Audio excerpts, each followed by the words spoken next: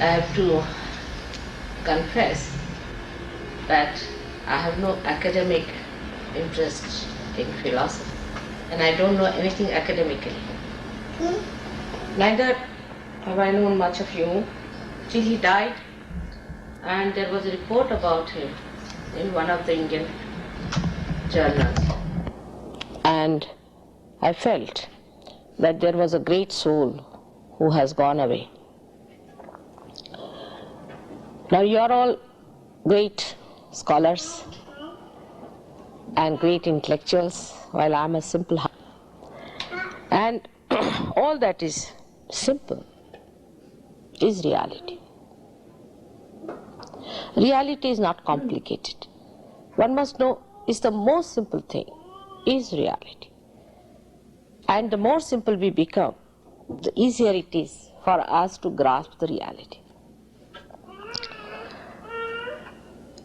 Now to understand Jung's problem, I had no way out. I was not a student of psychology, but I caught hold of some dictionary to know what he was meaning by saying unconscious and collective unconscious and all these words. Then later on in London, I met a Jungian, an Indian boy, studied in Oxford and all that, and then he became a psychiatrist also. He did his MBBS and then he became a psychiatrist. Very clever, intelligent person. And I found that because he had an Indian background, he could integrate properly, and he related to me all the beautiful things about Jung. Of course, he also brought Dr. Adler to meet me, who got somehow cured of his trouble, I think. And Dr. Adler gave me a book as a present, which was so complicated. But he was a very nice man, I should say. And I found it difficult to explain to him, because first of all, there are certain presumptions in our mind and certain conditioning for which we must really thank Freud also, because he is the one who could see that we have conditionings. That's one point about it. But he also could not go too far with him, because he could one side of the human being, which he has described here, the left side. Now if you see, the left side is there, as I've shown, is the power of your desire. And the power of desire, naturally, he felt comes from sex, because the last chakra, as you see, this red one, is the chakra called Muladhara chakra, is the center of Muladhara, and is the one that looks after the excretion. It deals with the pelvic plexus. Now, whatever I am telling you today, you should listen to it with an open mind. That's one request I have to make as a scientist. And secondly, that it is a hypothesis which I am putting before you, as far as you are concerned. You need not take it for granted at all, but keep your mind open. And secondly, that point, that it is being proved now. Whatever Jung has said can be proved. Then you have to accept him as a person who knew quite a lot about self and about the collectivity. Now, you can see here very clearly that the one force that acts in us is the power of desire, left side. The right side one is the one that acts, the power of action. Now, in the center, can you see? Which side is the left that you're... Left is this side, is the blue, all right? The left facing us. Yes, left face. So the right yes, side. yes. Left of the gentleman was sitting there. This All right. Yes, left side is the blue side. All right, this is the left side. This is the left side. Now the right side, you see, is the yellow colored one, is the one that is the power of action within us. So now you may ask, what is Kundalini then? Kundalini is the pure desire. Now what is lacked in Freud's writing? Anything about purity. What is pure desire? You see, desire, like we want to have a house, is not pure because it doesn't give you full satisfaction. For example, if you even described that wants in general are not satiable. In particular, we think that, all right, I'll have a house, then you have a house, then you want to have a car, then you want to have a helicopter. God knows how it moves. So, any desire we have at human awareness is not pure desire. But this Kundalini is the pure desire. So, the sense of purity, if it is missing, we cannot talk. Now, this desire is put there, as you see, at the triangular bone. And this is there at 3.5 coils. Coils, so in Sanskrit is kundala, that's why it is called kundalini. Now, this pure desire is kept in the bone called sacrum. Now, it's very significant. Sacrum in Greek language means sacred. That means Greek people also knew about this, that there is sacred in it. So that part of sacredness and auspiciousness is also missing.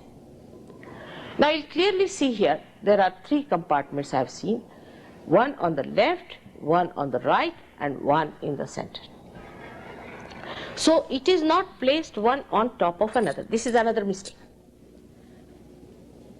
It is vertical.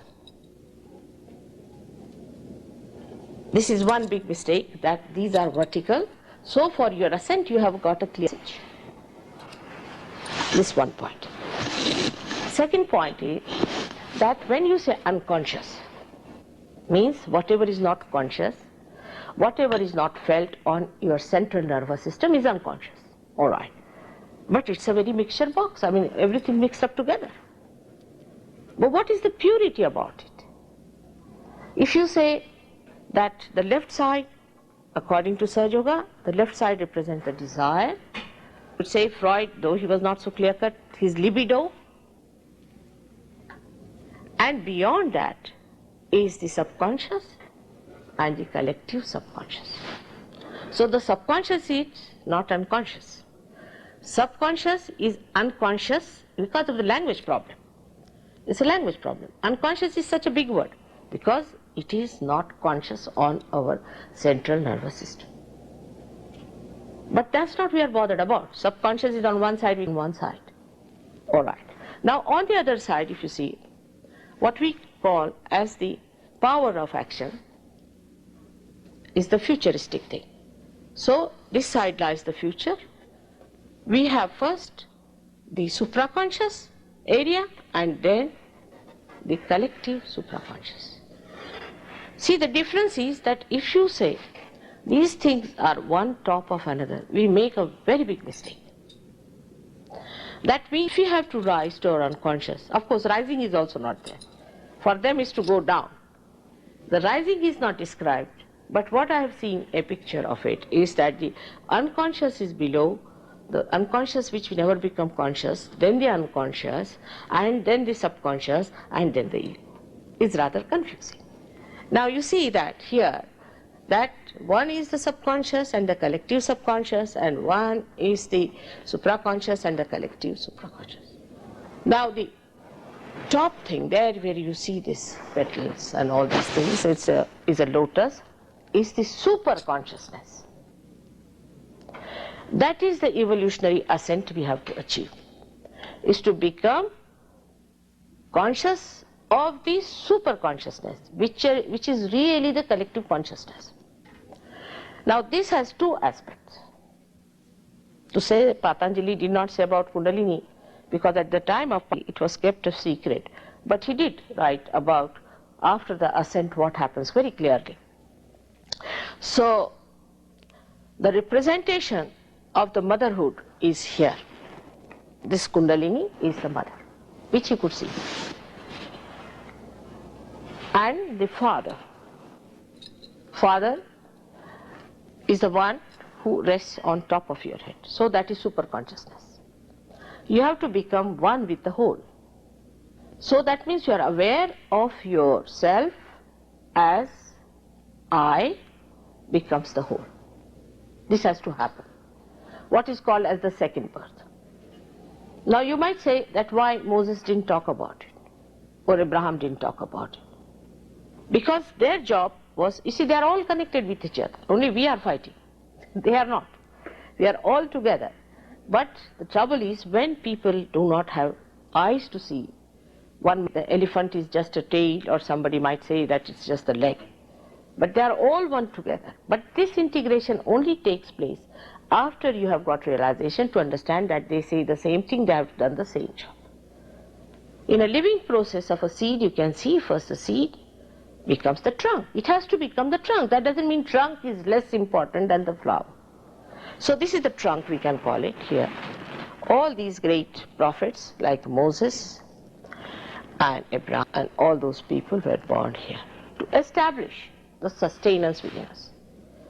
It started from, also in India we had people, Janaka, Nanaka, and the end was the Shri Sainath. There were 10 main incarnations of these people who came in this part, and they reside within us to give us the religion. Now the religion we talk of is outside religion, is myth, is mythical.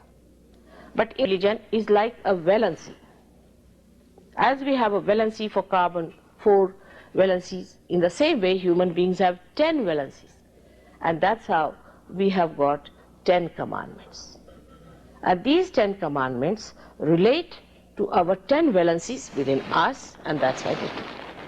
That you maintain the balance. Because if you go too much to this side, then you go to the left side, then you fall a prey to subconscious, to collective subconscious.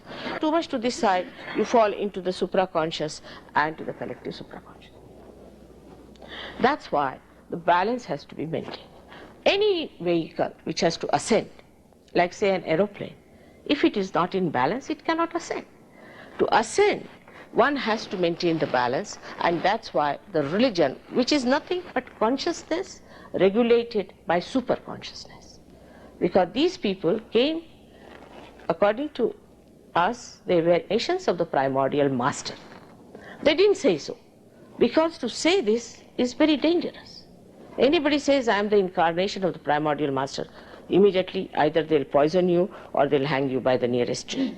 You see, that's what has been. I mean, nobody wants to listen to anyone who says something sensible or truthful. We have been doing that throughout, and of course you cannot crucify me this time, but there are lots of problems I face because I tell the truth. And the truth is, all of them who were born at this stage within us are looking after our religion, means our valencies, means our sustenance by which we are human beings. If we go beyond this, that side or this side, then we become either subnormal or abnormal. Now the subnormal people are the ones who go to the left side. Now I would like to say that another mistake was committed because of the idea of this unconscious. That way the findings of the Indian seers, because in India there is nothing like a religion, it's just a seeking, a true seeking of a person. He is neither a Hindu, Muslim, Christian, those who are seers. You see, they say there is no caste for a seer. A person who is a seer has no caste, he has no religion, he is nothing, because he is a human being. He doesn't belong to any conditioning of the kind but to the truth itself. So they found out through meditative method, not through reading, through mental projections or through imaginations or anything, but through meditative method. First they had to become realized souls.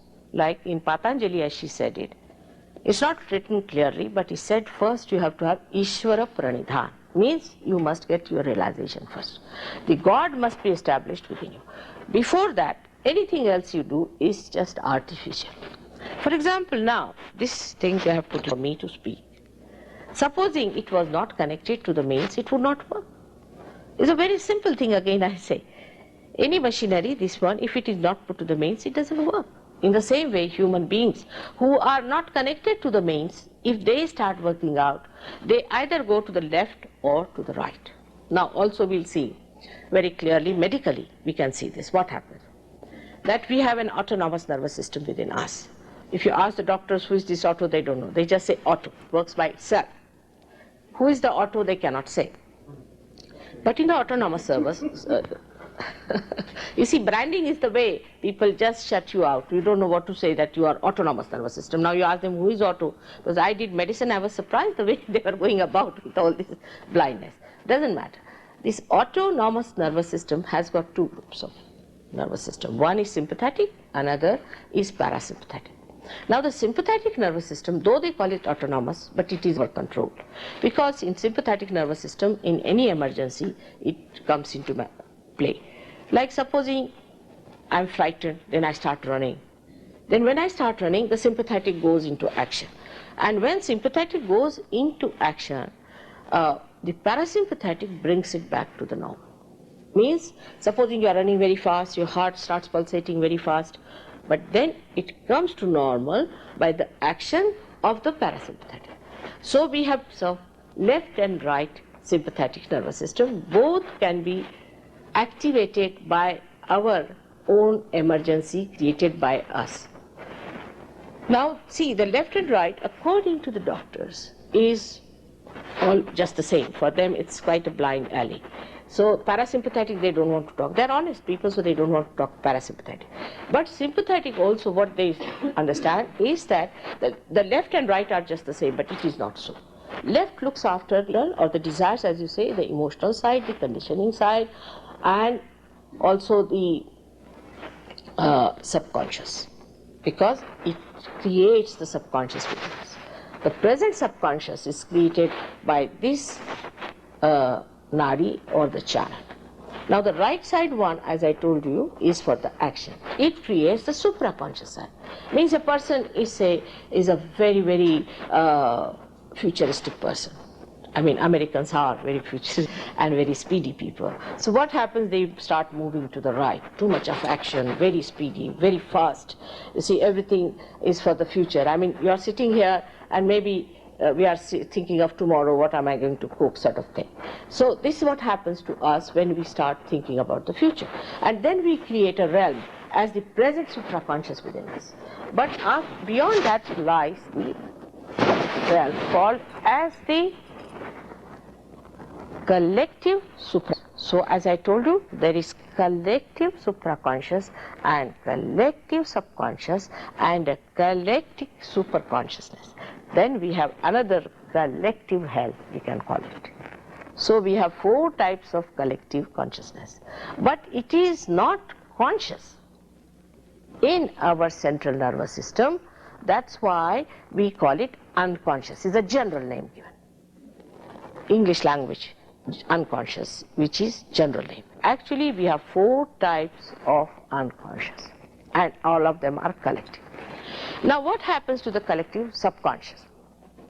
Collective subconscious is the area where all that is dead since our creation resides.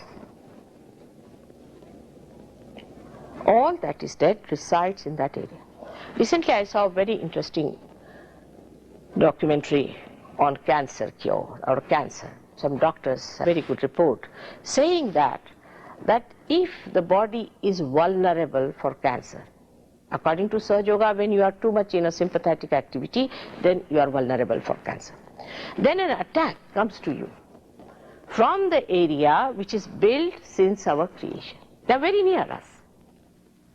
And they call that as, the name is given again as protein 58. You can call him street number 68 as well, call it anything. So they call it protein 58 and protein 52. That's what I gathered in that thing, they call it like that. But now what are these things that trigger? They are the ones who trigger cancer. This is one point we have to find out. What happens if you go to the collective subconscious? Because of this complete jumble of 4 collective consciousness, we can say, because of not understanding, these are 4 areas kept like this separately, that way, this way, and downward and upward, absolutely nicely compartmented. The problem came that they thought that we have to go into these areas first to understand about the depth of our being. Now, as you see, there's a clear-cut path in the center here, according to Sahaja Yoga. And the another thing is Sahaja Yoga does it. It works out. It's an actualization. It is not just talking or theories. Actually, you can see the Kundalini pulsating in the triangular bone, not in everyone, but on the people who have some problems on the Nabhi chakra, this center or that center. If there is an obstruction, then the Kundalini really pulsates, and you can see with your naked eye. We have some of the photographs taken by that, but we cannot say that definitely in this person it will pulsate like that. With a stethoscope, you can feel the pulsation rising, and when you bring it to the top of your head, you can feel the pulsation rising here. And when it stops, you will feel the cool breeze coming out of your head, actually cool breeze. This is actualization. Now what happens actually is that this Kundalini is the one who is the mother principle within us, reflected as the primordial mother. It was so great and ages of Jung to talk about this when Freud was so much accepted by everyone. Even now in London there are only 12 Jungians, you'll be surprised. I'm so happy to see so many of you are here. So he is the one who very courageously put forward this idea that there is the mother's force within us, which is a fact and which can be proved. If you see historically now, at the time Moses, Abraham, you see Moses crossing the bridge, you see, this is significant here. This is the void, we call it the void, but Zen for them void is different. So we cross this. In the same way Moses crossed through the bridging, he did. And this bridging takes place when the Kundalini rises from that triangular bone and crosses over, then the first bridging takes place. Now one may ask a question then why did they think like that? Why is it they did not have the right idea about it? Why these mistakes were created? If there were realized souls, no doubt they were realized souls. But here the problem was in this country, all these Western countries, is that it's a very individual effort of a person. And traditionally it was not known so much about it. Though Christ has openly said that you are to be born again and that a transformation must take place. But then again we started an artificial type of a baptism, that you put some hand on somebody's head, anybody putting hand and say, now you're baptized. But there are people like Blake who said, a priest cursed on my head. He said so. So the thing is that because it is not a knowledge of the ancient times in the Western areas, people took an individual probing. Naturally, whatever they found out was not supported, something was supported by their experiences, whatever he had from the dreams and all that, so he established it. But another problem is, a person who suddenly, through spontaneity only, through Kundalini awakening only, jumps on the stage, then he starts seeking about the stage, about the framework, how it is made, how it is done. But because it is an individual approach, it is very linear. It's not going from one point to many points, but is linear. For example, he would go on this point to find out, then on to that point to find out, and then on to that point. But supposing somebody who knows about the framework and also about the stage can tell you about everything, and that is what is needed today. Historically, it was, I would say, the dharma, the religion was established historically for our consciousness. Everybody has contributed. Then further on to this point where another center is very important. These are all the milestones of our evolution, milestones. At this point, the advent of the motherhood came just to protect, for protection.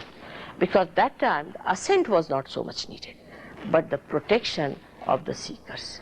And she came as the mother of the seekers to protect them from evil forces. Now the evil forces from the left and from the right.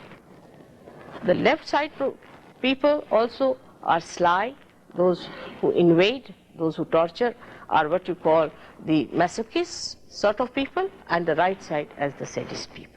Then when they die also, they do not leave their habits, and they then possess people and try to torture. For example, Hitler used lamas for this, and he got the supraconscious ideas from them. Lamas are known for their supraconscious ideas, that they can tell you where the lama is going to be born and where such and such person, all the futuristic things. And he had a training with them, and they went down there, some of the people went and told him how to use the supraconscious spirits to impress or to possess the Germans. And he managed that very well. Because of that, they lost their consciousness. They didn't know what they were doing. In possession, one doesn't know what he's doing. That's how these possessed people did such work that even animals cannot do, worse than animals. Without any sense of shame, without any sense of decency, without any sense of love or compassion. So the whole development came up like that, and surprisingly, they also called it as a fatherland. Fatherland, the right-sided manifestation, you can say, the manifestation of the action. So that's how we grew up with our action, developing our ego. As she told you, first we had just the part which was the pituitary within us at an animal stage, but then pituitary was pushed down, our ego came up. As the action took place on the right hand side, we developed this yellow stuff, you see. It's like the bile color, and all these people have bile trouble and liver trouble. Those who are overactive are aggressive people, and they told to aggressors. Now the problem was that India was dominated for 300 years by English people. And the seers and all were ridiculed and laughed at. Nobody even bothered to look at them. So they disappeared into their caves and disappeared into places where they could not be located. It was such an aggression of ego on them. And later on they made our people to learn more about science, learn more about their culture and their achievements. They pressed so much on the Indian people that we took to your styles. All these years got lost. From 14,000 years back, you'll be surprised, there was a great seer called Markandeya, who has written all about Kundalini, about the ascent of the Kundalini and everything. There was a great astrologer, I should say he was the person who started astrology in India about 16 or 17,000 years back. You cannot really say when he started it. He wrote one book called Bhrugu Sangita, but before writing that, he wrote another one called Nadi. Of course, this is written on the lotus leaves. And this voluminous thing was later on completely depicted and brought to up-to-date level by another person about 300 years back, whose name was Bhaganda. Can you imagine that this man, thousands of years back, predicted clearly that the Sahaja Yoga will start in 1970. And that in that way, the Kundalini will rise spontaneously and people will get their realization. Because for an Indian, I'm saying, not the westernized, but a real Indian, the highest goal in life is to get self-realization. When my grandchild was born, you see, her horoscope was cast. And when the horoscope was cast, they sent a telegram from my family, the astrologers. The great thing, her guru is in her own family. She's a born realized. But they said, but for them this was the greatest to send a telegram to us saying it's the greatest thing that she has her guru in her family so that she can get her realization. So this is what it is. The whole attention of the people in India should be, if they follow their traditions, is to get self-realization. But as the Western people impressed them so much, you see, so much of impression came from them. We had to learn about your sciences, your all these things, and not easy to talk to Indian doctors about how parasympathetic, if it is mastered, you can cure any disease whatsoever, because they learn only from you. Now, even if some people want to talk, what happens that they think we are sort of challenging their ego. The problem is, even about religion or God, one cannot. In the meanwhile, I'm very happy that Jung had warned about India. That was a very big thing he said. Because Jung came to know about India through people, some German writers who went to India. Now their main interest is to find support of the Freudian theory, that what is sex, this thing, that thing, only that. Even I will be surprised, Japanese have the same interest about India. They want to come and see what is Tantrism and how these erotic things are there, and they take zoom lenses, you see, go up into very hazardous way on top of the these old temples to take a photograph of erotic things. This is surprising for us. We never say these things, while they are doing it. Because when in the 6th century, after the advent of Adi Shankaracharya, who also propounded that it is the Kundalini who has to be awakened, and unless and until you get your realization, you are nowhere near religion, these people came up just to attack, the negative attack. And all of them formed a very big belt, starting from going round through the middle of India, going towards Gujarat. And there they propounded that it is through sex you can achieve your realization. Because that was the only way they could make some money out of it also, by helping the very licentious and permissive rulers in those days, by telling them that the sex is the way you can achieve. Now here you can see very clear that the center which is supporting or which looks after the sex activities below the Kundalini. In Sanskrit also it is written Shata Chakra Veda. Means six centers have to be broken, pierced. Shata Chakra, 6, not the 7. But these people said that this is the Kundalini is in this center which looks after the sex. Now I, as a mother, I don't want to condemn them so much, so I may be a mistake also. Because here resides a deity, a symbol as you call it, which has got the head of an elephant, because elephant is the wisest animal, and the head of an animal signifies that such a person never gets ego. It's the human beings only, the human animal only gets the ego part of it. So to suggest that it's the pituitary only active, and that it is to represent the innocence in us, this symbol they must have seen, but not the whole of it, must have seen a part of that trunk, and they must have thought that this must be the Kundalini.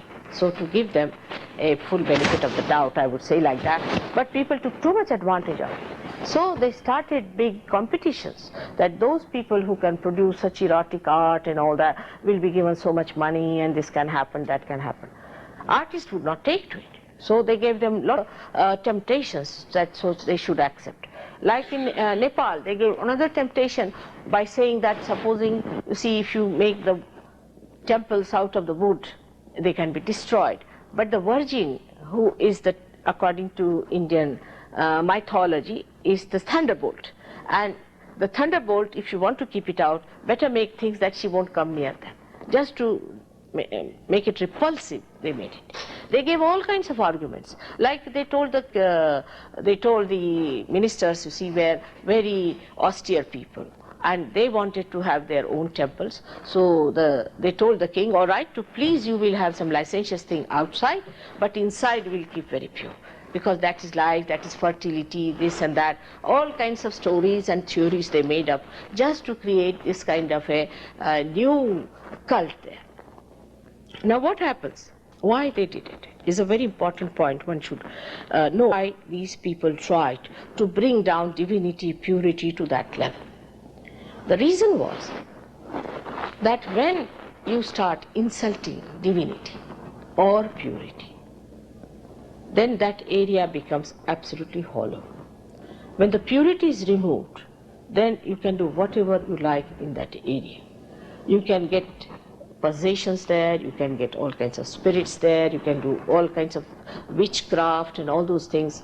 Somehow or other create an area where divinity doesn't want to go. This was the principle. And that's what exactly they used to create an area of this kind. Like there's a very great temple in India called Kamakhya. Devi's temple, and all these tantrikas went there and tried to do that, like having sex relationship in the temples and things like that, and by that they saw to it that whatever is divine that is showing there should be removed, and all the negativity could be brought. Now, in the 10 Commandments it is said, whatever is created by the Mother Earth should not be reproduced and should not be worshipped. Now we should find out what is created by Mother Earth. This point we miss. Whatever is created by Mother Earth, that Mother Earth herself has produced something different. Now in India people know about it, that it is so. I went to a place called Musalwadi in a village, because I work more in the villages, and there they told me a story that, Mother, there's a place here where an Englishman came about 100 years back, an engineer, and he tried to build a bund for creating a nice tank there. And what happened that at a particular point, about 20-30 meters, he could not build it. Whenever he tried to build it, next day it used to be finished off. So he was quite surprised, and he's written down in his own diary and all that. They have published the diary also. He had to make a bund like this and go around and then make it further. So I wanted to go and see the place. And when I saw the place, I knew this is something created by the Mother Earth. Now how do you know it is created by the Mother Earth is the point which I'll come later on. So there are places created by the Mother Earth already to vibrate the divinity, the purity, the whole expression of her compassion and love for human beings. But unless and until you are a realized soul, you cannot feel them and understand them. Only a realized soul can feel them and understand them. For example, Stonehenge. I went there. Stonehenge is the same style. But the problem with them is that the people who are druids, who are doing all this worship, don't know what it is. They don't know how to use it. So in this way, the Mother Earth has also created so many such places have come out of the Mother Earth, and they are there. In India, there are many places like that. But in Maharashtra, we are Ashtavinayakas, 8 of the symbols of the innocence deity, as you say. Now, because people are not realized souls, one cannot talk to them. Because if I say that is the thing, how will you know? So when the Kundalini ascends through the center, you see that subject is so clear that even if I give 1,000 letters, I cannot cover it. So the thing is, I'll try to cover every bit here and there. When the Kundalini ascends, I told you the cool breeze starts coming out of your head. So what happens to you? For the first time, you feel the cool breeze of the Holy Ghost.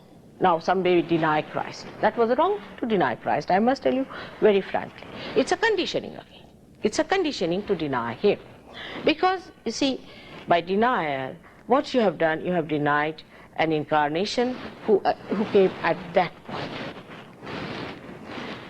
But the way they have made out of Christ, naturally anybody, the way they made Him an incarnation, anybody would deny. When I got my birth, I mean I should say I got it because I deliberately got born into a family which was a Protestant Christian, because they are the most sophisticated fanatics. Absolutely, because it's such a rational thing they have made out of Christ that I thought this is the place I should, so that I'll be able to tell them that this is not Christianity, this is not Christ. So the way they made Christ, naturally people denied Him. But He is the one who has suffered for us. Definitely. So there is no suffering needed for us at all. If you ask for suffering, you will suffer. Only thing, He is to be awakened here. Now, if I say about Christ or anyone, it should not be taken for granted at all. No, take it for granted. What happens when the Kundalini rises? Say it is here in the stomach. Many people who have been to wrong gurus, who have been following wrong things, or those who think I am the guru, I know how to do it, and I am the one who has done it, they have to take the name of Moses. Unless and until you take his name, it won't rise. Kundalini won't rise. Now, when it reaches this point, you have to take the name of Christ. Here, take the name of Muhammad. Who was Muhammad? Nobody else but Moses. Moses himself was born. You will be surprised the Islamic people today are following Shariat. What is Shariat? If you have read Bible, is the same as written for the Jews. Same thing they are following. What is written in the Bible they are following. We are not following it, but they are following. Which was said because when Moses came back, he found these people in such a big mess and such a big hell that he had to make a very, very strict law to pull them out of that hell. And that's why he gave such strict laws. Actually, if you have read the books of Essenes, I was surprised that many people who have read it showed it to me that they really clearly said that the laws were not so strong. But Moses had to make them so strong because people were absolutely hellish and they were going down so rapidly that he made those laws. But surprisingly, they are more followed by the Muslims and even people. Now, if you want to know that what you are, say a Muslim wants to know about himself, he should go and ask a Jew. And if you want to know about the Jew, you should go and ask a Christian. And if you want to know about a Christian, you can ask an Indian. So it is the opinion of others will correct your conditioning in the mind because you are born in one religion. It's a conditioning. It's absolute conditioning, and this is the worst conditioning that people have. Then how the truth? If you are conditioned, you can never accept truth. And that's why the Indian fake gurus have done one. You see, they are very clever, cunning, absolutely cunningness personified. They all came down here first with the idea, we don't talk about religion, finished. So they suit us very well. If they don't talk about religion, about God, then they are the best because it doesn't come in conflict with our conditioning that we have. So talk about flying in the air, for which people have paid 6,000 pounds each for flying in the air. I am the one in 1970. I openly took their names and denounced them and told the people who they were in previous lives. And that time, you see, so many of my disciples started shaking. They said, Mother, what are you doing? They are going to kill you. I said, let them try their level best. So these fake gurus came here, started the cult and started all kinds of these things. First of all, don't talk of God. And if you talk of God, then just make the person such a slave that he cannot get out. They use the supraconscious or they use the left-sided subconscious. And that's how they have attacked your people. Now the people who have no idea as to what should happen, they think we have to go through this suffering. There is no need to go through the suffering at all. And Christ has gone for you. There is no need for you to go through any suffering anymore.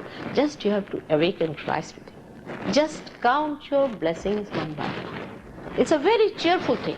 It's not such a serious stuff, you see. Like in Paris, I went, they said, Mother, never say you are the happiest person. I said, why? I am in joy completely. He said, no, you must say you are very serious and that you are suffering very much.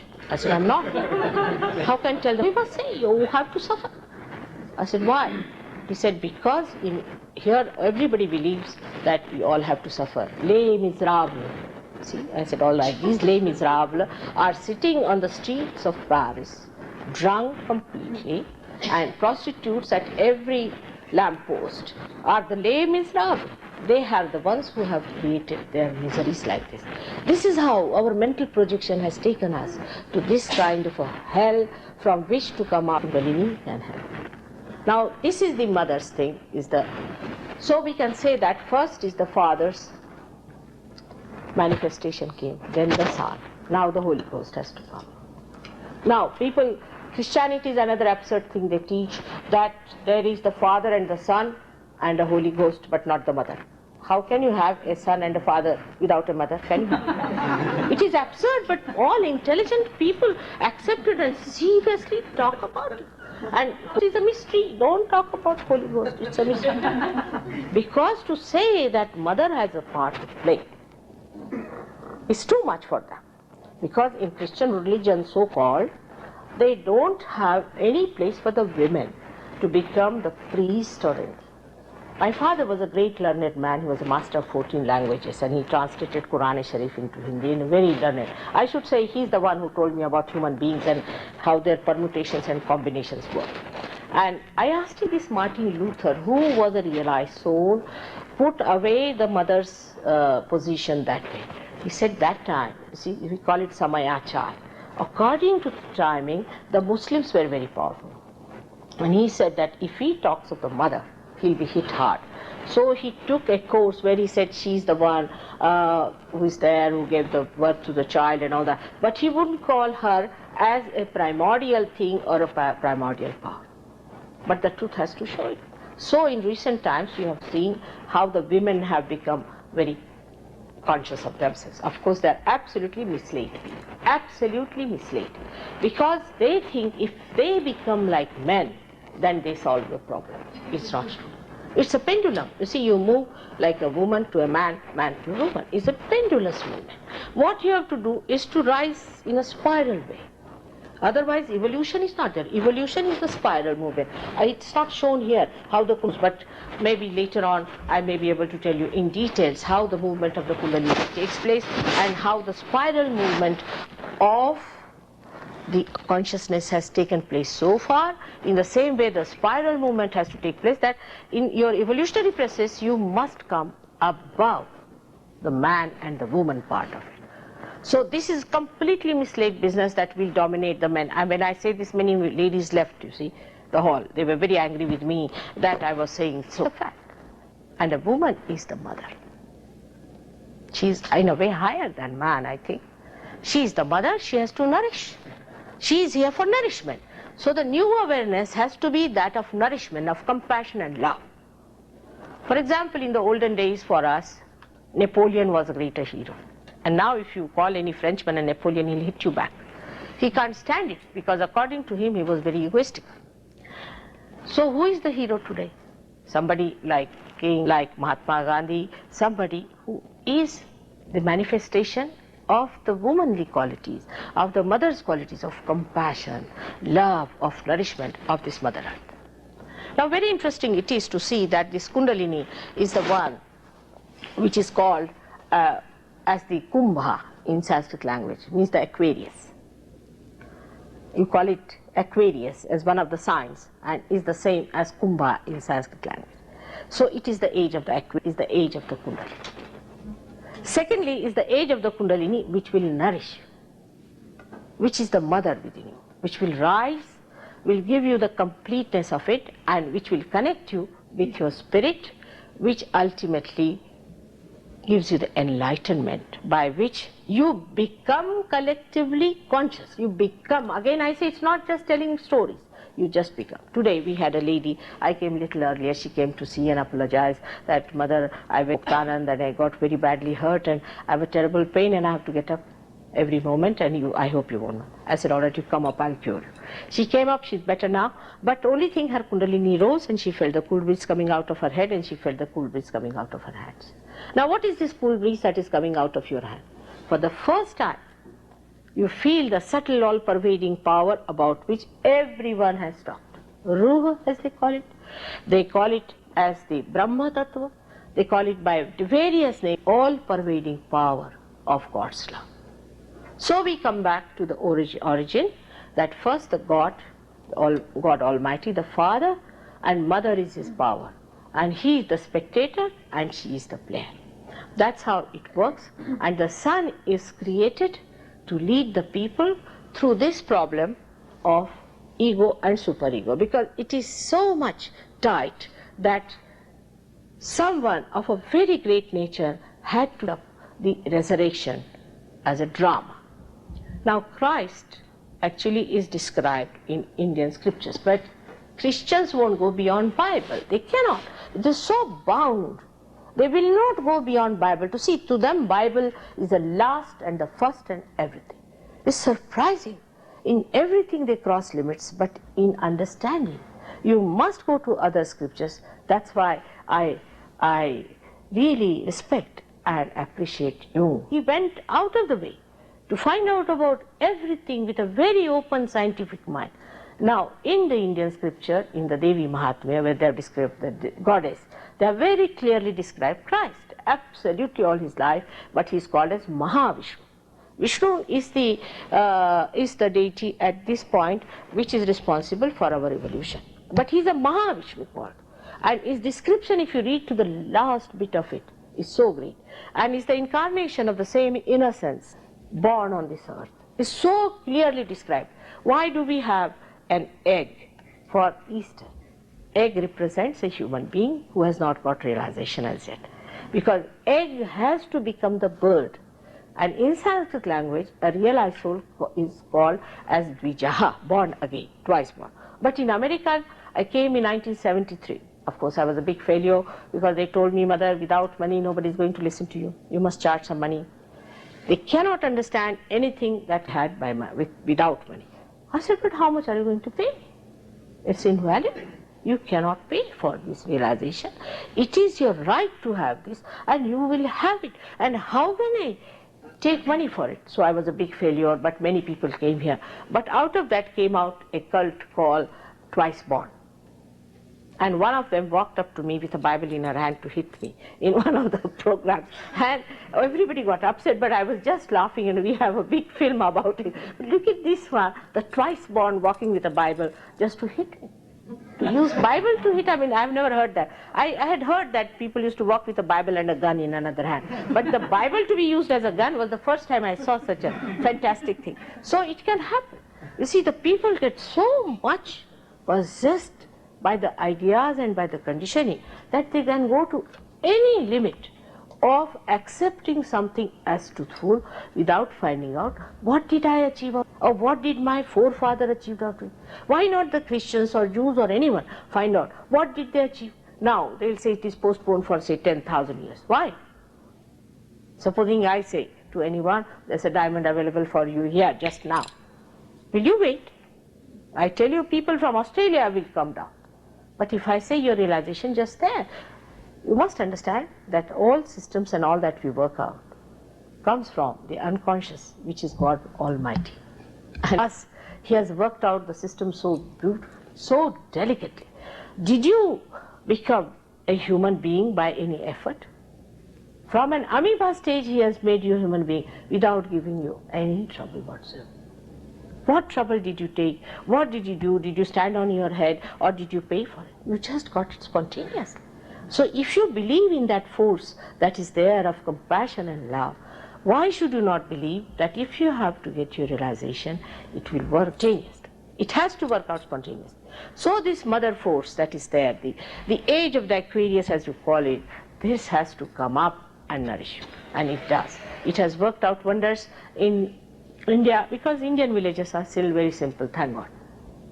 They are not educated, they are not complicated, they just start feeling the cool breeze and enjoying it, that's all. They give up all habits, they give up all wrong ideas, they are all customs of caste and all those things they give up, and they become extremely joyous. But that's not the end of it. When you get your realization, your material problems are solved, surprisingly.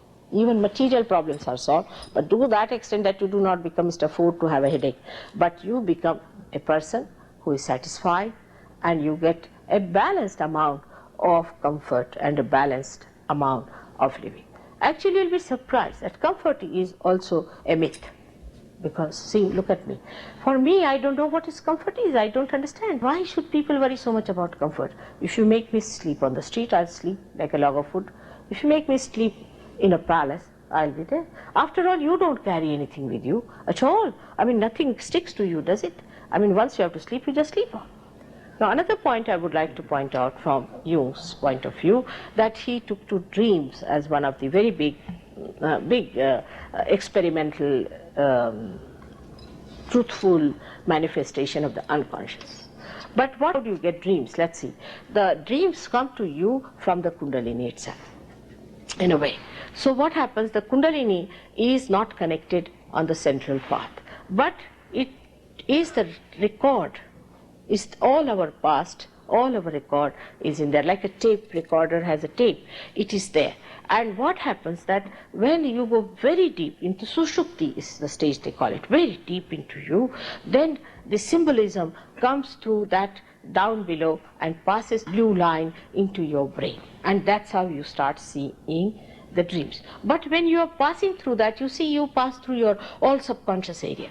So the dreams get distorted, they get a funny symbolism, sometimes you don't understand what's happening, it becomes a sort of a mixed up expression, and on that to depend may not be so much good. Instead of that, we must get the reality.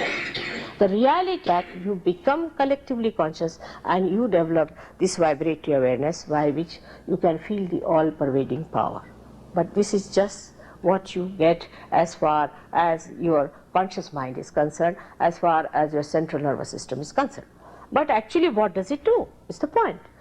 When it happens, what happens? First of all, when the Kundalini rises above this center, the Agya chakra, then the suction takes place of the super.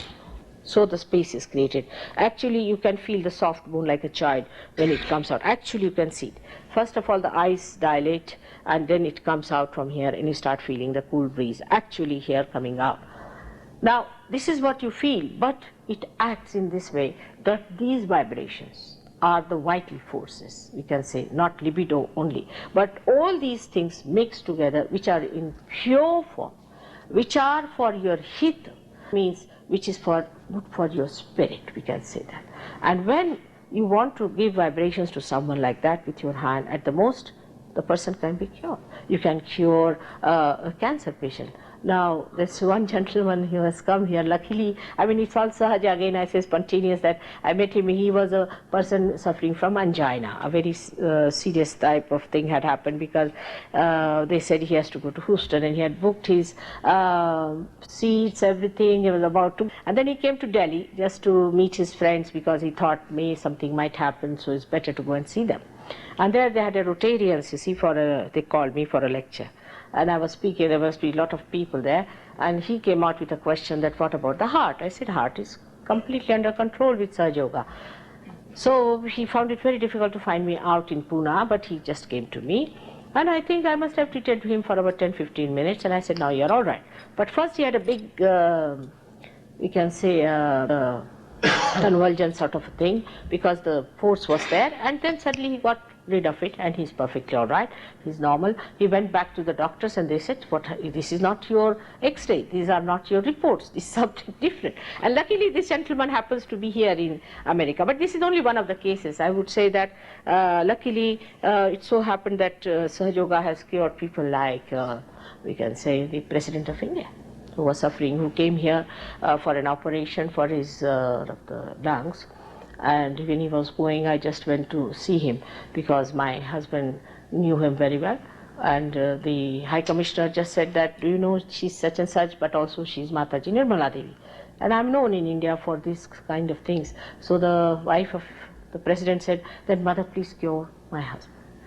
And he was very much suffering, he could not sleep, and people were worried that he may not survive up to Delhi's airport. When I treated him for 10-15 minutes only, well, now I'm feeling relaxed, I'm going to sleep. And next day when they reached Delhi, he walked down and everybody was surprised. They had taken as stretcher, this thing, and he told me after that he went straight for a tour. And he then, later on, his wife showed me that even the mark of his operation has disappeared. So you can write to him and find out about it if you want to find, but it's nothing important, because just a byproduct. So I must warn you that I'm not here to cure anyone or to do anything, but if the Kundalini rises, she nourishes. It's your own. It's your own spirit, it works through.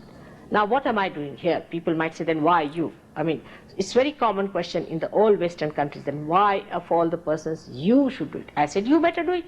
I'll be very happy, I would like to retire with my husband, with my grandchildren. But the thing is, if I have to do it, what can I do about it? I mean, say you are intellectuals, I'm not. You can drive a car, I cannot operate a bank, I cannot do many things. Supposing I know how to do Kundalini, why should you feel so hurt about it? And it's a thankless job. You have to work really 24 hours job it is, you see, and everybody wants to gain out of it. So I don't understand that why should the ego come in between? But doesn't matter. I'm like a bank. I have to just cash your checks. That's all I'm here for. I have nothing to gain out of it.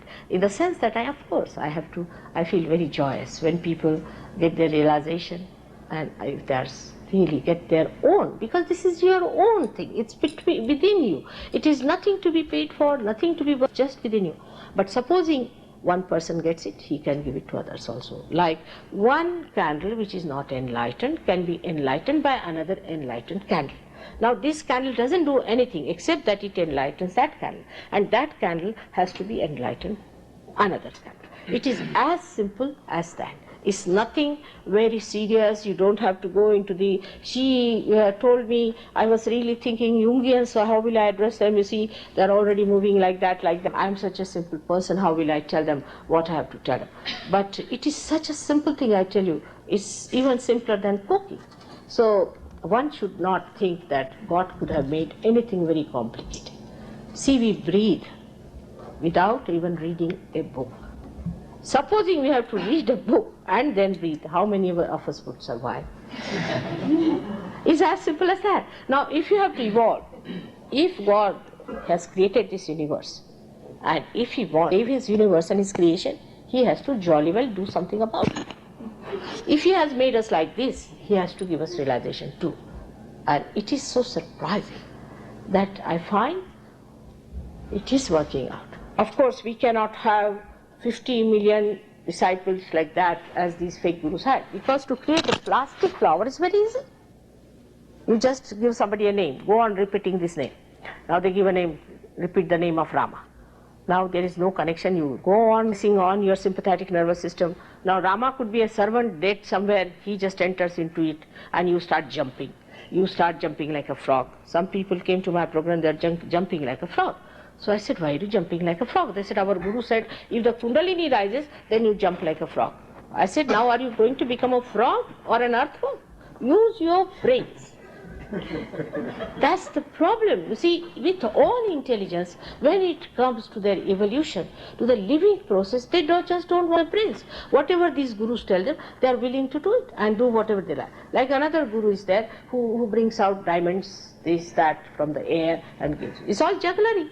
It's absolutely jugglery. Now what I'm saying, what is the interest of God in diamonds? What is His interest? Why will He give you diamonds? You see, diamonds you can always go and buy from somewhere. But people don't think, He is very popular. He is very popular with affluent people. Why should they ask for diamonds? I can understand Indians, but He's not bothered about Indians so much. But He gave a diamond ring to a gentleman who was a very, very rich man. So I said, why did He give you a diamond ring? He should have given it to your driver. And if he's such a diamond ring fellow, why doesn't he solve our problems in India, poverty completely? So this is what one has to think openly with open mind, and you can save all these people from these cults and sects. Now the best part of it, that I am also called as a sect. That's the best part of it. From the year 1970, I am the lone person who's been fighting these saving people who have suffered from it. I am the person who has been telling everyone about them, their nature, what they have been, how they practice this, how they have managed you, what has happened to you, everything. Despite that, the shallowness of the naivety, we can say, of the Western people, now they call me also a sect. Now this is the limit.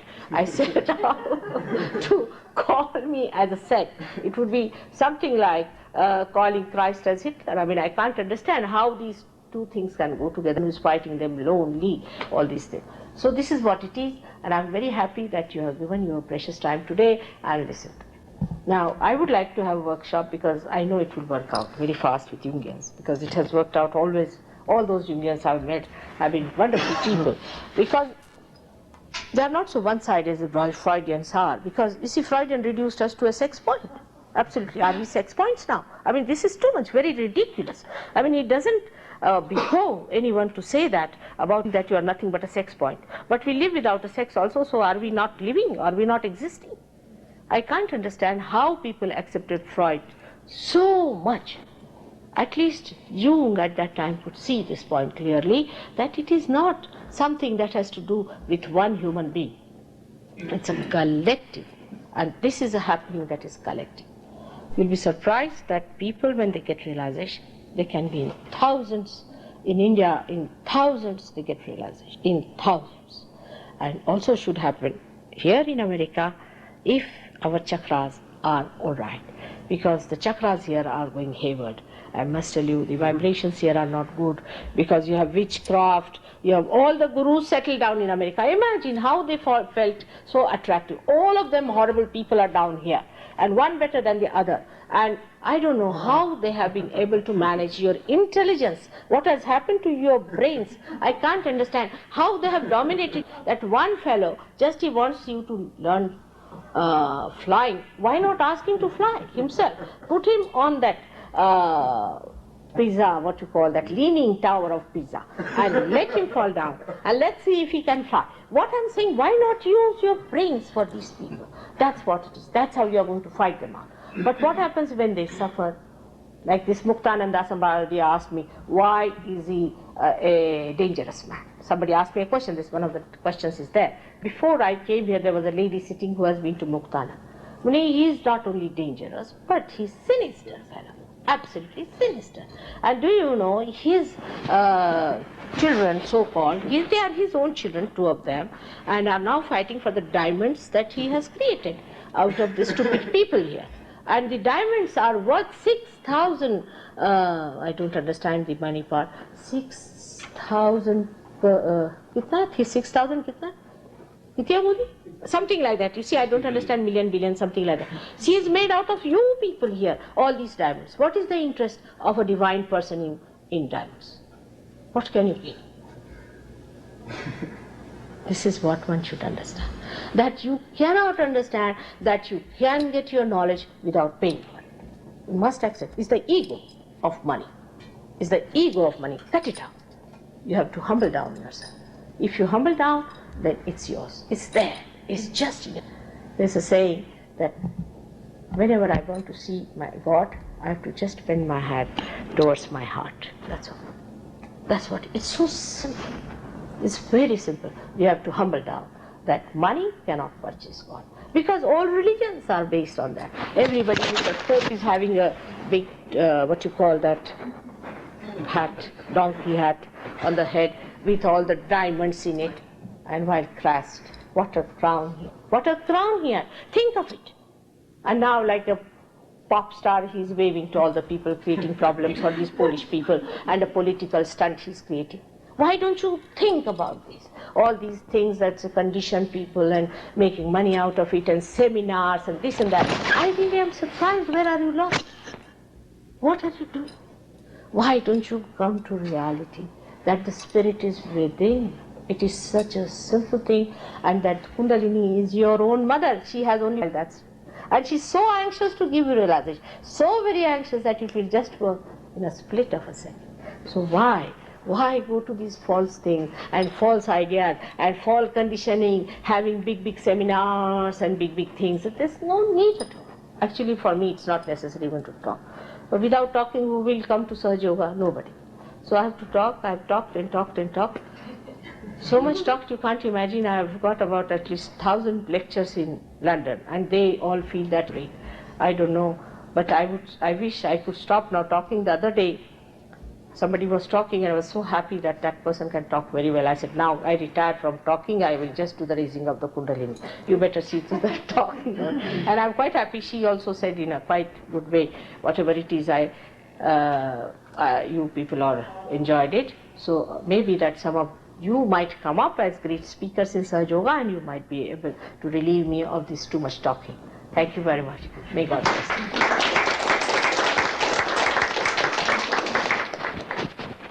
Now, but it should not be.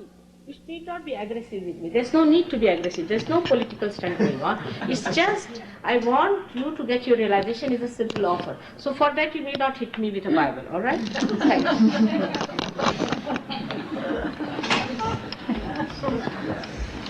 you.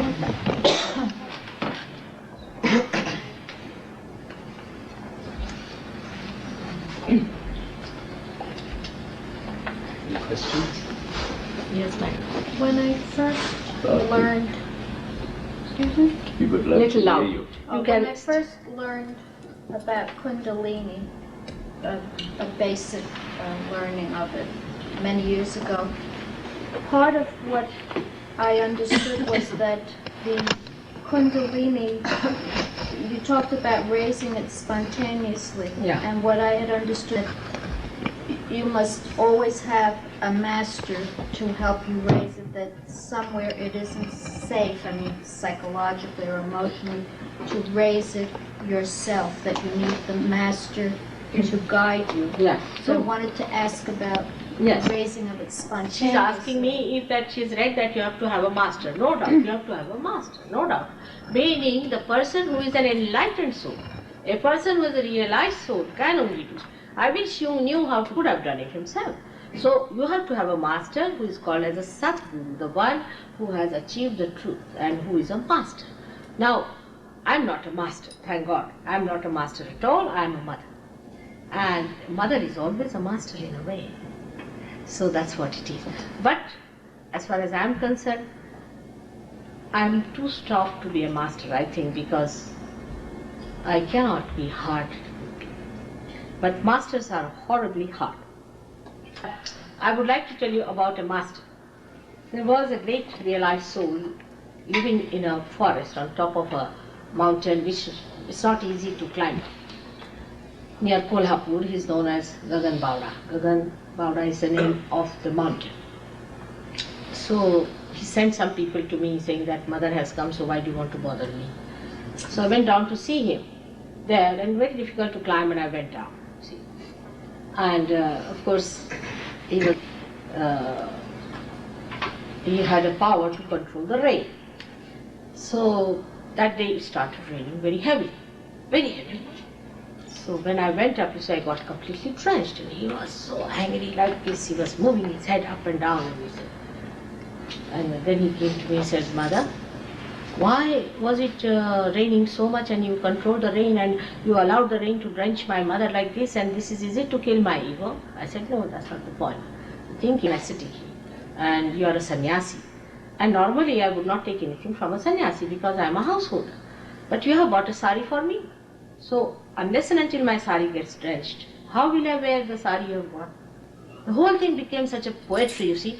He forgot his temper, everything. And he said, yes, Mother, how do you know I bought a sari? I said, I know. In love, you know everything. And that's how he gave me the sari and to wear. But then he told me, anybody who troubles you, better send him over to me. So I said, all right, if anybody troubles me, I will send him over. So the gentleman was very torturous, obviously, overlearned like this, that, he used to eat my head morning till evening. So I said, now what to do? I said, all right, you go and see the master, this one is a Gagan. He never meets anyone. So this fellow felt so flattered that he's called me there and I will meet the great master and all that. So he reached him. Next time, about a month later, what I find, I am in a meeting and this fellow is brought with broken legs around his neck and dangling like that, you see. So chilly tears came into my eyes. I said, what has happened? What has happened to you? What did he do to you? He said, Mother, never send me to that guru. I said, what happened? He said, I didn't say anything. I just said one thing to him against you. I said, what did you say against me? So I said that this mother, you see, has no discretion. She wants to give realization to everyone, and she makes everyone equal leveled and all that. And I said some things like that. Then what happened? So this guru has got broken, his legs were broken by other people, because anybody who's realized, I told you, they must break your nose or they can break your legs or something like that. So his legs are broken. So he goes on a tiger. You see, there's a tiger with him. So this tiger came. He said that, all right, now you sleep here tonight and tomorrow you go down because it's very late. So I was sleeping and a tiger came and it threw me in a khud. I fell down about 14, 15 feet down and I broke my legs. So I said then, after 3-4 days, I was lying there calling for people. He poured some, he brought some bread tied to a rope and he put it down and said, now eat and lie down there. And now if you say anything against Mother, I'm going to put you right. In 3-4 days, he did like this. After that, he brought him up and he said, now you put your legs around your neck, go to Mother, she'll cure you. I'm not going to cure you. If you say a word against Mother, I'm going to break your hands now. So I said, why should you do such? Why did you do like this? I asked him, I said, why did you do? He said, to the donkeys, you must give the treatment of the donkeys. And to the cruel people, you must deal with them as they are. I am not a mother. But I cured the fellow and I was really very sorry. So it's a fact, they are very hard taskmasters. They are not here for in the market or anything. They are sitting somewhere. I asked one fellow who was in Kalika, and I told him that why don't you go and see some New York people? You see, I won't be able to go this year. Why don't you go and see them, because I have not been there from 1973. He came here 3 days, he stayed and ran back. He said, I cannot manage, these people are absolutely no good for realization. He ran back. So that's what it is. So you have to have a master. But to get a master rather difficult, better get a mother. But then you're saying, when you say spontaneous, then you cannot do it. Spontaneous in the sense, yes. Spontaneous in the sense that, you see, a person who is like that has got the power. See, like the Mother Earth. See, now the Mother Earth has the power to sprout a seed. So what happens when you put the seed in the Mother Earth, by her power, the seed sprouts.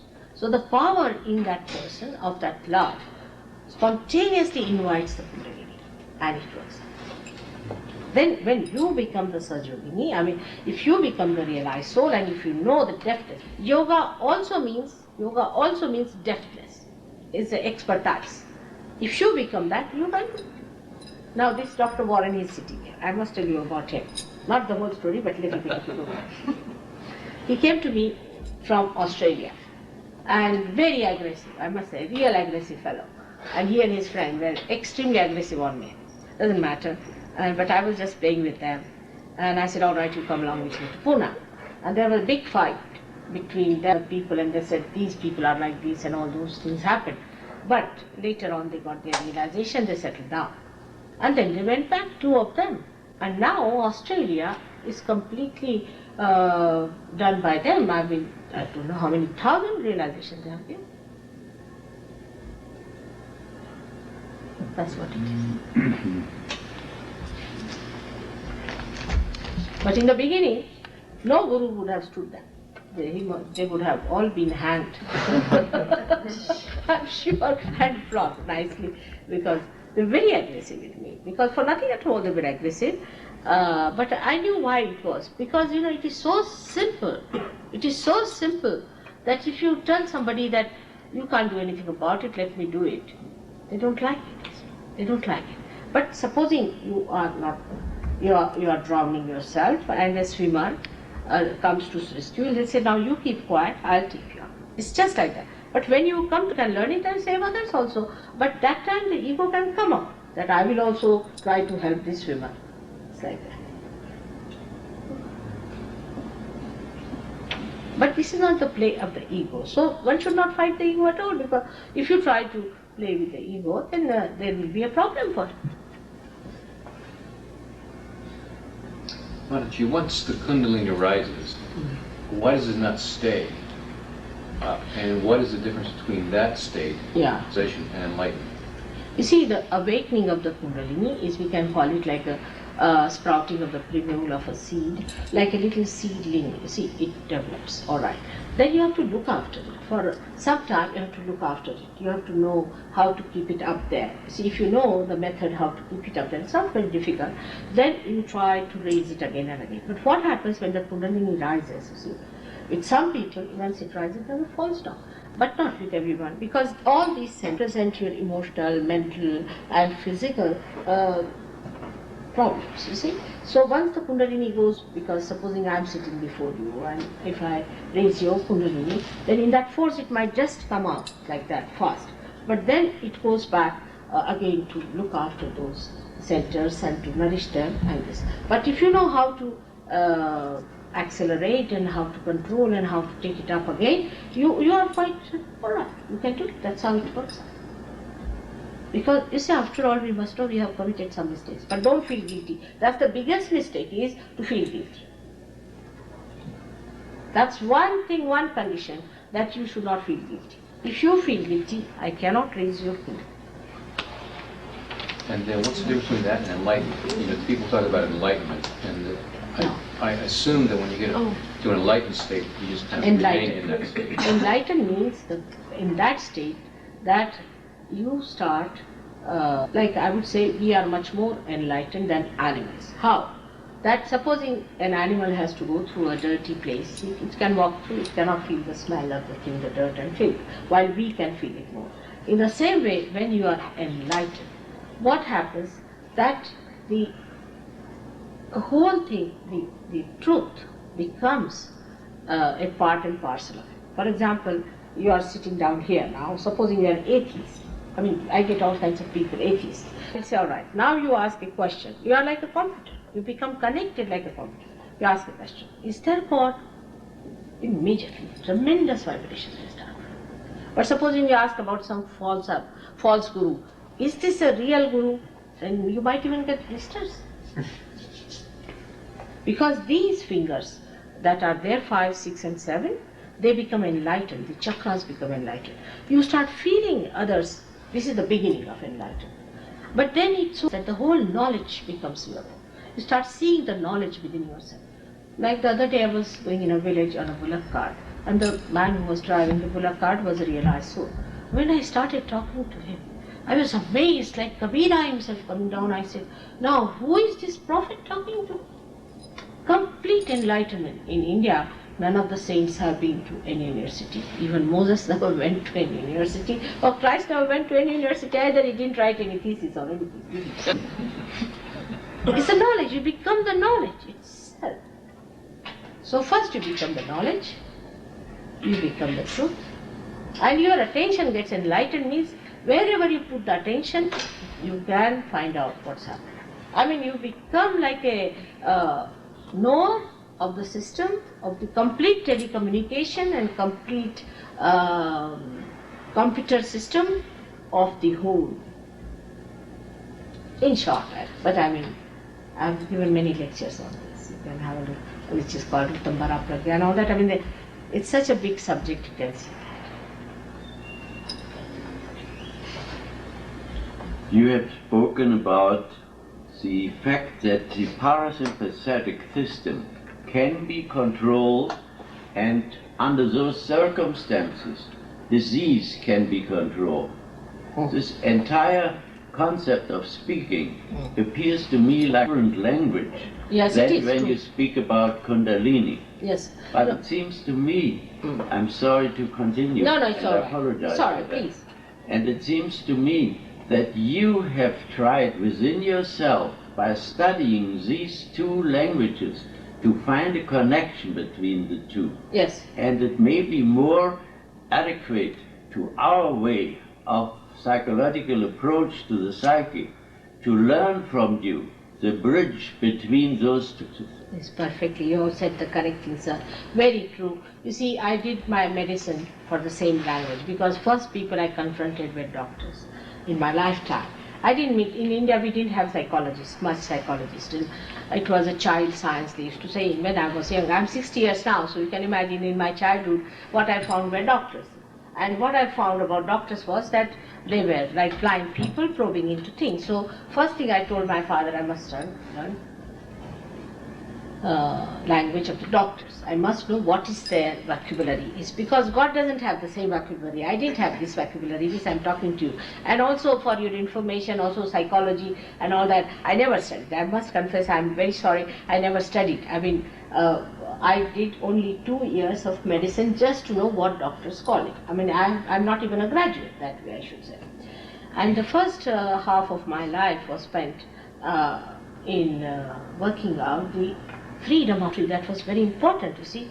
Without getting the freedom for that country, we could not have said anything about it. So that was the first half, where my father, mother, everybody was very much involved. I stayed with Gandhi, Mahatma Gandhi, when I was 7 years of age, and sort of we had a big rapport between ourselves about things. But later on, when it was all over, the whole emergency was over, then I diverted my attention to this work of spiritual, spiritual manifestation, talking about it. Before that, I thought that first we should be free country, otherwise one cannot talk. First of all, we must have freedom to talk, because you see, we were not allowed to talk in those days.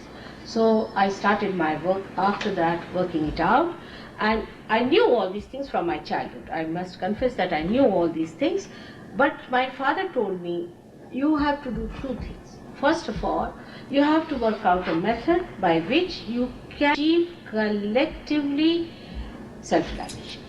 That's one point you say, which was very sensible.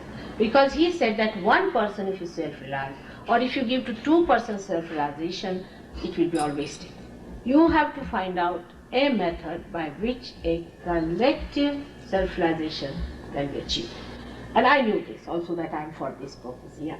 But he supported me, and he's the one who taught me what was the problem with human beings, why why their behavior was like this or that.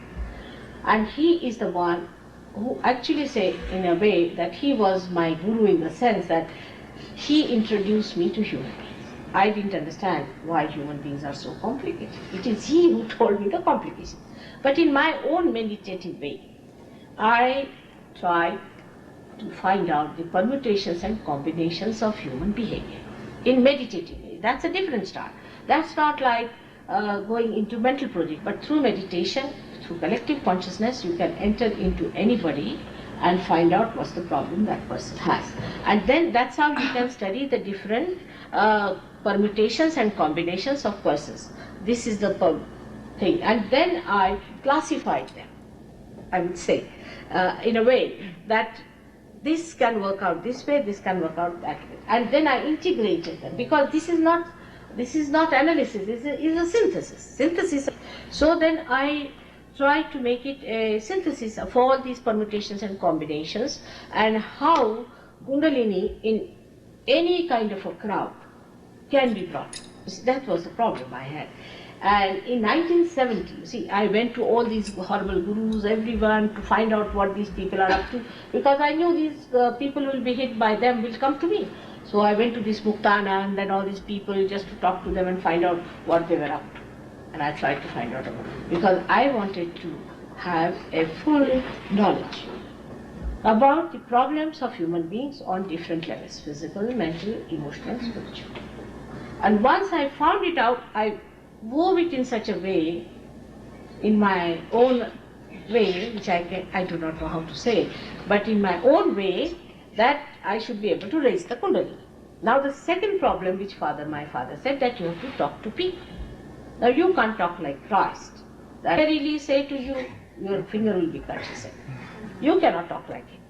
You cannot talk like Moses, you cannot talk like these people. You have to talk in a way that they will understand what you're talking. So you have to talk to doctors. Then you must do something about medicine, to talk to them, what they have to say about this Kundalini, Ida, Pingla and all this.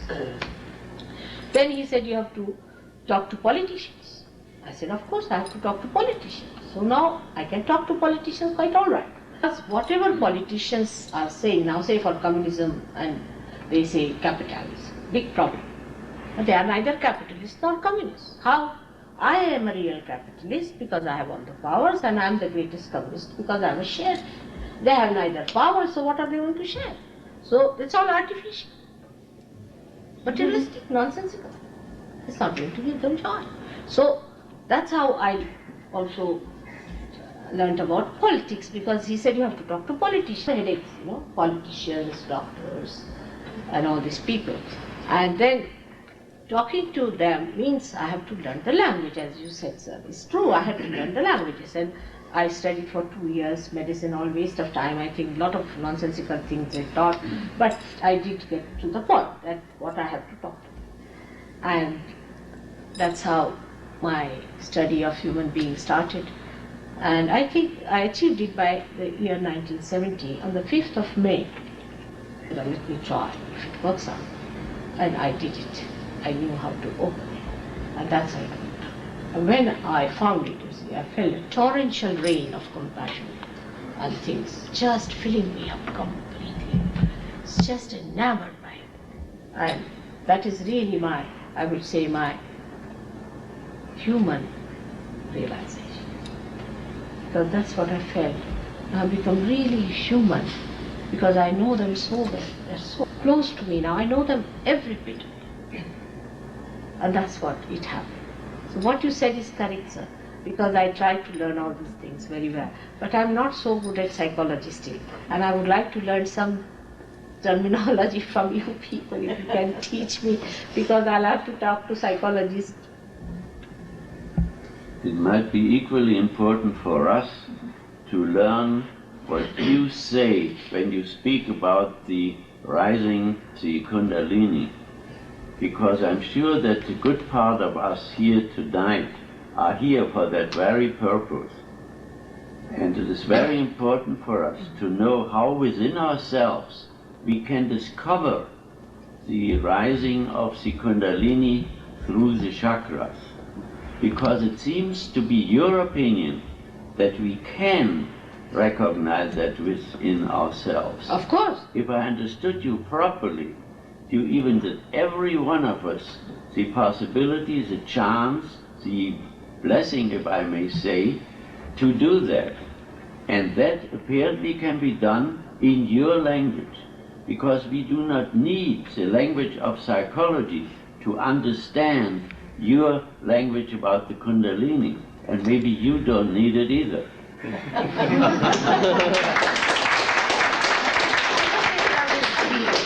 So kind, really kind to me. It's such an encouraging thing to hear from such a learned person like you. And sir, I assure you that it is within you and within your reach, and this is the time, the real blossom time, that you all have to have it. Absolutely. Jung has done it, he has made a stage for you, but you are on the stage and you have to have it. I'm so much encouraged and I'm so thankful to you for taking such a kind view of the whole thing, and that shows that we take concern about it, and it's such a great thing, because the emancipation of human beings only rests on your transformation. Unless and until they are transformed, they cannot be helped. And such a great assurance from you really is so joy. Thank you very much, sir. Really kind. Thank you. So maybe it would be a good idea if they had the experience. Would you like to have? We can try. Why not? Absolutely. It's a motherhood which helps us a lot.